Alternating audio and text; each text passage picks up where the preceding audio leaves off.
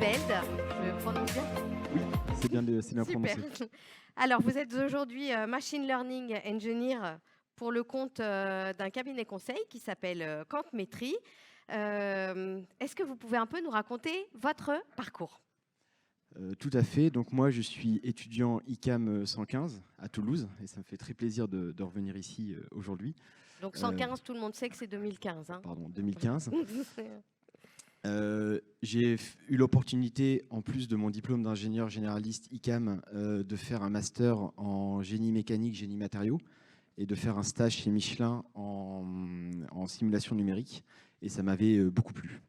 Et ensuite, j'ai été pendant 3 ans et demi en tant qu'ingénieur développement chez Bosch, où j'ai fait des systèmes de freinage automobile.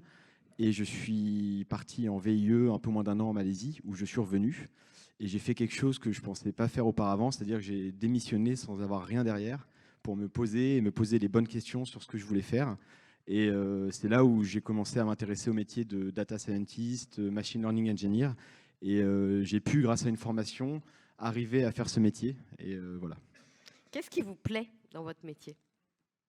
Alors, dans mon métier, il y a quelque chose qui me plaît beaucoup. C'est déjà le dynamisme qu'il y a autour. On est toujours en train d'apprendre. Il y a toujours plein de nouvelles technos qui sortent. Et c'est presque un peu vertigineux, voire nébuleux, sur des nouvelles technologies qui sont toujours en constante mutation. Donc, ça demande quand même un esprit très curieux. Et il y a un côté que j'aime beaucoup aussi, c'est le côté un peu architecte, artisan. C'est-à-dire qu'aujourd'hui, je sais que je suis capable, à partir d'une donnée brute, de la traiter, de la pré-traiter et de sortir finalement des résultats sur plein de sujets différents, que ce soit la médecine, que ce soit l'industrie, que ce soit voilà, le transport, enfin plein de sujets que l'on rencontre tous les jours. Donc c'est vraiment passionnant. Un mot de votre quotidien. Qu'est-ce que vous faites?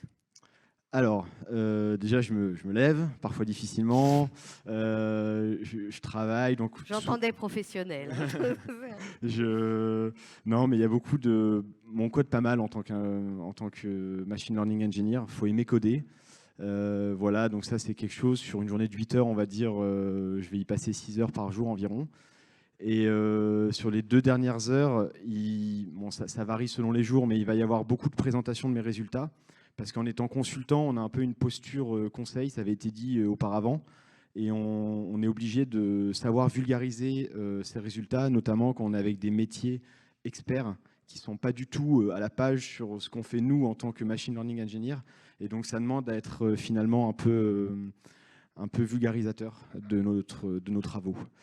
Et ça m'arrive également de me poser pour lire des choses. Il faut lire, il faut se renseigner, lire du code, lire des gens comment ils codent pour justement un peu s'ouvrir l'esprit par rapport à ça. J'ai une dernière question pas facile. Qu'est-ce que vous retenez de nos échanges ce matin? Beaucoup de choses.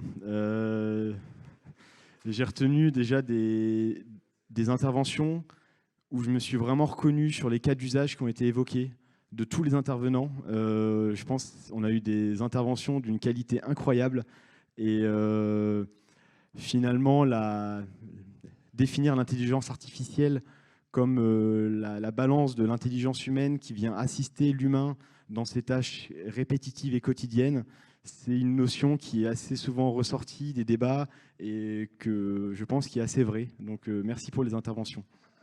Merci beaucoup, Constantin Merci à vous. Van de Velde.